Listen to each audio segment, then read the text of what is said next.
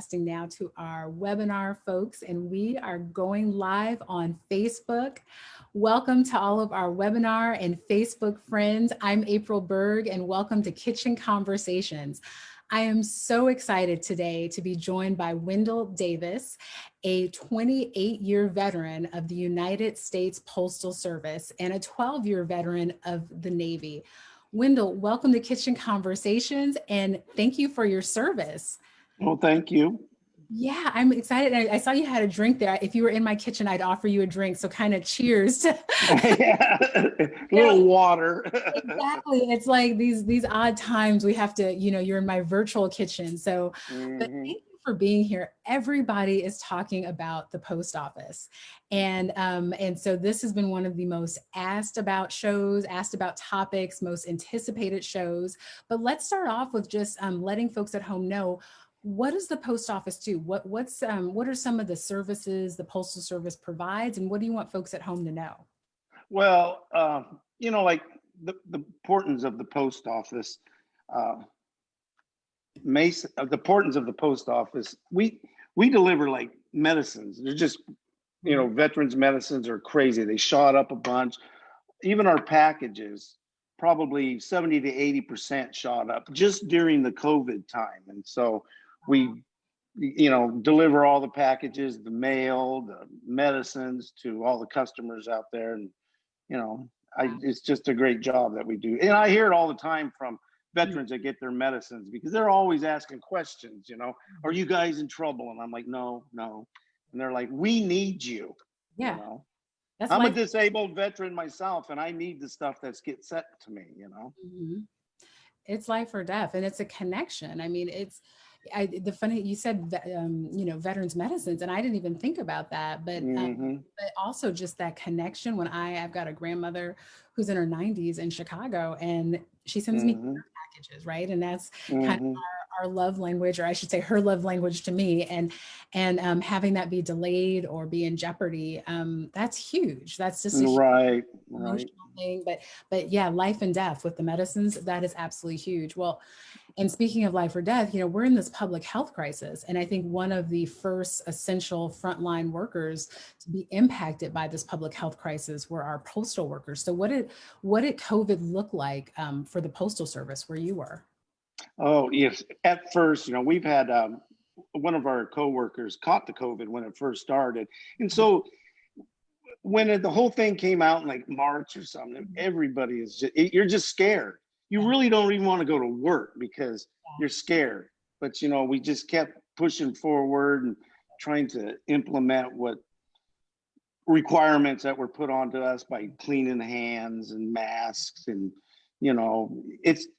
it was uncomfortable at first. We did not like to do it, but as time goes, it becomes more of a part of your job, muscle memory type thing. And it's easier to deal with doing those kind of things, Yeah, that's interesting. You said muscle memory. It's been what, 6-7 months now. And so right.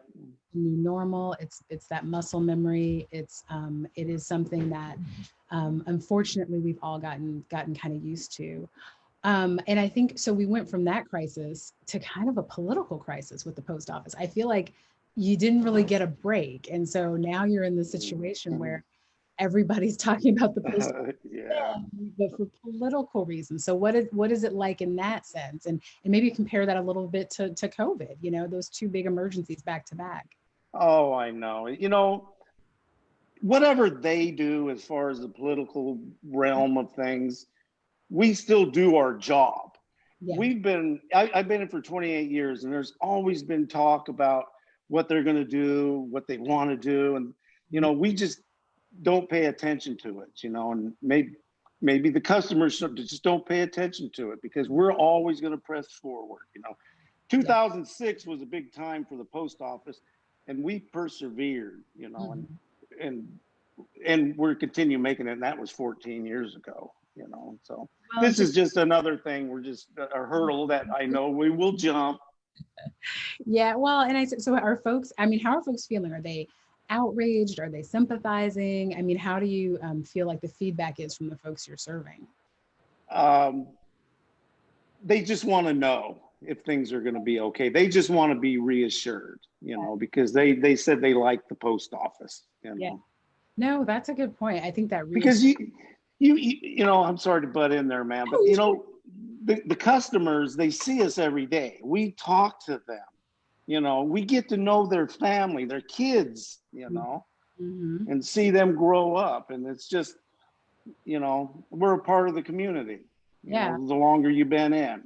You're a huge part of the community, and it's know their postman. I mean, this is not, right. This is not some big government. People talk about big government. No, this is the man or the woman that delivers your care packages. Right. So I could see that, folks wanting to know information and being pretty sympathetic. And I know one question I was asked kind of online was, there's all this talk about the dismantling of the machines, of these big machines. And I've had some people online ask me, is that a hoax? Like, did that really happen? And I guess, what are your thoughts? You're kind of smiling. So do you have some insight? Well, I can't speak of other states, but what I can say here is, no, we're fine. It didn't happen. Don't worry about it. Don't worry about it. Okay, that's good to know, because I think that folks are worried, right? Like we're a vote by mail state, and so there's always conversations about making sure that we have the post office. And so I guess has there been any pushback from the federal level? Like, because like you were talking about everything being, things being local, and you are, you've known folks having since they were little to big, and you're really with your customers. So, but have you felt like there's any pushback from the federal level to do things differently right now? No. Okay. No. This is just what we're hearing on it. We've been doing mail-in ballots for a long time. Like I said, 28 years I've been doing this, and we've never had a problem with it, and we're not going to have a problem with it. So it's not an issue in my job. Yeah. Well, and I'm glad you said that, because the one thing that I worry about are people being discouraged to vote. They think there's a problem or an issue or some nefarious persons out there. But what I'm hearing from you is that people, people can feel confident in their postal service, that they can put their ballot in the mailbox and it's going to get there. Just like this old motto that we've had, and we still do that today, is like, you get it here, we'll get it there. Oh, I love that. Yes. Yeah. So it's there. Have you seen any slowdown? Like, I mean, just in terms of service, like, has there been, either from COVID or anything else, have you seen like mail ever get slower where you are? No, it's just, the amount of medicines and packages, like I said at the beginning, that just makes people work longer, but we still get it done that day. Everything that comes in the morning, through the truck drivers, through the clerks spreading the mail, to the carriers sorting it out per address, to the supervisors coming together and making everything work. It all comes in and it all goes out and gets delivered every day. We don't miss a thing. Yeah. So, and that's what I'm hearing from you. So the post office is people, right? Like, this is not some big government entity that's coming down and being, I guess, wasteful, or so you're a real postman on a real route. You are going to get to the real customers, and that's right. That's it. So what are your thoughts? I see folks in my community and other communities who are really showing you guys the love, right? They're out there kind of protesting to protect the post office. Does that make you feel good? I mean, I was going to say, because because of my accident, I haven't been able to get out there with them, but I just love seeing that on Saturdays. You'll see it on Facebook. And so do you know folks who are out there kind of waving those signs of love? Yeah, yes. Just going to the doors and people saying, we love you guys. We know there's no problems. I don't believe what's going on. I've even had conversations with people, like I was at this beer place getting some beer, and they were looking at me. And I touched bases with you on this, and I said, you guys look like you want something to say to me, And I looked at them and I said, don't believe what you're looking at on TV. And they were all like, yes, that's what I thought. That's what I thought. They go, we know you guys are out doing your job. Well, and I think too, it's I feel lucky, right, to be in this state where we have 100% mail-in ballots, where we have also Right. you who are out there telling folks in the local bar, like, no, it's okay, giving them hope and giving them confidence. But I think Mm. kind of hit the nail on the head earlier was that it's, and you can speak for this state, right? You can speak for right Mm. here where you Yeah. are Where I'm working. Yeah. and where you work, right? So much to, when it comes to elections, other states do other things. And I think for me and that box from my grandmother, I mean, I'm just going to be honest, it's been delayed. And I don't think it's because of folks here, right? Like, I think there's Hmm. on from where she's mailing it, because Hmm. it's not just my box, it's her bills and it's all these, Hmm. and some of it could be the public health crisis and who knows what else, but it's just it's discouraging. So I think Hmm. hearing you talk about, nope, we're getting it done, I think that is absolutely, I think that's awesome because that hope is Hmm. it. But are you hearing from other states about anything going on? No, no, Okay, so no. that's really good. So we've got a message from Facebook, one of our Facebook viewers, and they're wondering, for those who mail in ballots, how many days before the election would you suggest to send it in, to arrive by election day? Like, just like if you were telling your kids get your ballot in, how many days would you suggest? Well, they could get it in like November 3rd is the day. If it just gets postmarked on November 3rd, it'll be fine. But if you want, I can't predict. It could take, 2 to 4 days or wherever it's going to go across to another state or another. But like in the Seattle area, it's just one day. But Oh, but so it'll get postmarked that day. And then as soon as it's postmarked November 3rd, it's good to go wherever it needs to be. thank you for answering that. And thank you for emphasizing the postmark because, as you know, I think it's 8 p.m. election day. Right. A lot of folks don't want to wait, right? They're anxious. They want to make sure, because the nice thing of getting it in there as early as possible, that you can guarantee, you can track it, right? You can go to your county Right. office, see that they've received it, and then you Hmm. have that peace of mind. And so it sounds like if they want to get that peace of mind, maybe 3 or 4 days before the third, at least, to Right. Right. They can also give it to a mailman when they're out delivering. If you see us, you yeah. don't need to drop it off at the boxes. You could just leave it at your, outgoing mail. Or if you drive by, there's a mailman. I'm going to stop and give it. We take them, Yeah, you well, know? thank you for that. I kind of forgot about that relationship because Hmm. I'm on a cul-de-sac, right? And I don't know how many people are in cul-de-sacs or maybe buildings where I don't get to see my mailman. I know Right.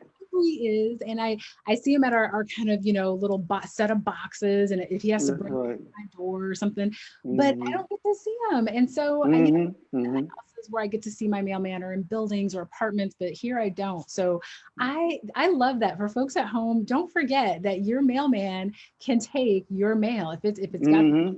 postage and it's good to go, and you Hmm. mail person, your mail woman, your mailman, give them, you can, if you feel comfortable. I don't want to tell people what to do, but you can absolutely give them that letter. Exactly. And of course, Hmm. ballots, they don't need any postage. I guess that's a game that was, I remember when we did need postage, but it's been kind of a game changer. Right. Right. Isn't that nice? Right. At least Yes.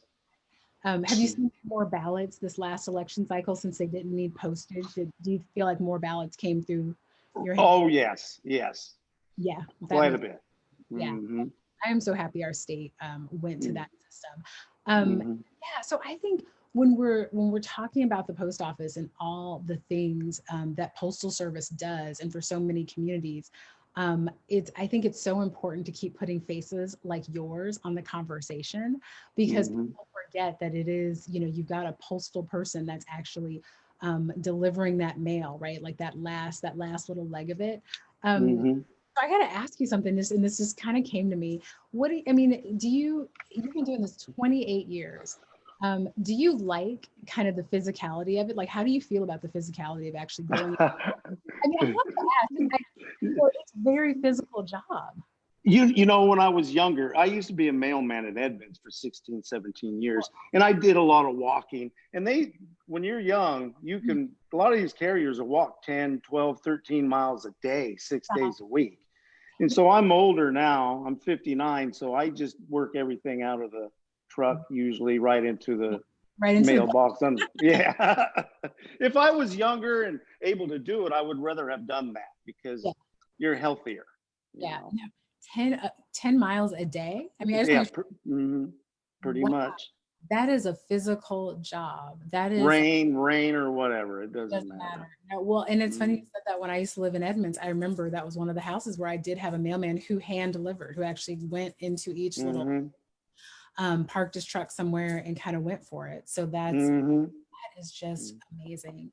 Mm-hmm. So as you know, as we kind of, land this plane of a conversation, I always like to ask folks on the show, what do you want folks at home to kind of remember and take away from this conversation about Postal Service? And I don't, to me, I'm taking away hope, right? Like I'm taking away just this feeling of thank you for doing this. Thank you for your service. But what do you want folks to kind of take away from this? We care. We want to do a good job, and we want our customers to be happy. And Yeah, that, and it makes me feel good, like when I give medicines to a veteran.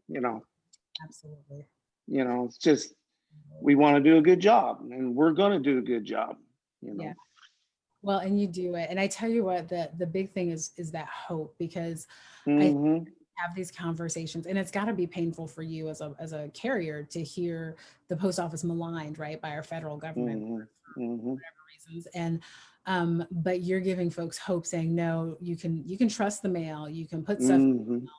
and you can put your ballots in the mail, vote, you gotta Mm-hmm. don't, yeah. So Mm-hmm. that's huge. I'm hoping everybody at home really takes that away. I hope everybody at home thinks a mailman this week. I know I am. I'm gonna make my person comes by the boxes, so I'm gonna try and get out there and just tell Mm-hmm. a big thank you. But because Mm-hmm. it really is huge what you do. But yeah, and just I'm just appreciative of this conversation in this time. People don't put names on faces enough with this subject. So Right. Wendell, but yeah, is there anything else you want to share with our folks? I don't want to cut you off. No, that pretty much sums it up. Mhm. You know. Yeah, You no, know. it's awesome. I thank you for doing this. I thank you for Yeah. doing 28 years. That's Mm-hmm. just incredible. It's absolutely incredible. Mm-hmm. And thank you for letting folks know that they can trust the post office, and that you guys are welcoming folks out there waving the signs, right? Like I mean, that's it. Right. I just want to make sure that, because it's they're protesting folks taking away from you, right? Like they're protesting Mm-hmm. not giving you the credit where credit's due. So Right. Right. folks are out there. So yay. Mm-hmm. Well, Yeah. thank you for your time today. Thank you for having this discussion. We've got a lot of folks at home, I know, listening who've wanted to hear us talk about the post office. And just I might be calling you again just to ask you some questions. I'm hoping that things go normally and smoothly this election season. But I tell you, Mm-hmm. the post office is going to be top of mind of each and every person in this state. That's right. Thank you, ma'am. Yes. Well, thank you so much. Have a great rest of your day, and thank your family for me. You have an amazing family. So just having you come on today, it's a team effort. So Yes, awesome. it is. And thank you everyone at home for joining us and joining Wendel Davis, 28-year veteran for the USPS. Next week, we have an exciting conversation with Senator Joe Wynn on progressive tax reform. I knew you were going to like that, Wendell. Oh, yeah, he You knows me. Yeah, I was going to say this. It's going to be an absolutely fantastic conversation. You're not going to want to miss it. 3 p.m. on Tuesday. Well, have a great rest of your day, Wendell, and have a great rest of your day, everyone at home. See you later. Bye. Bye.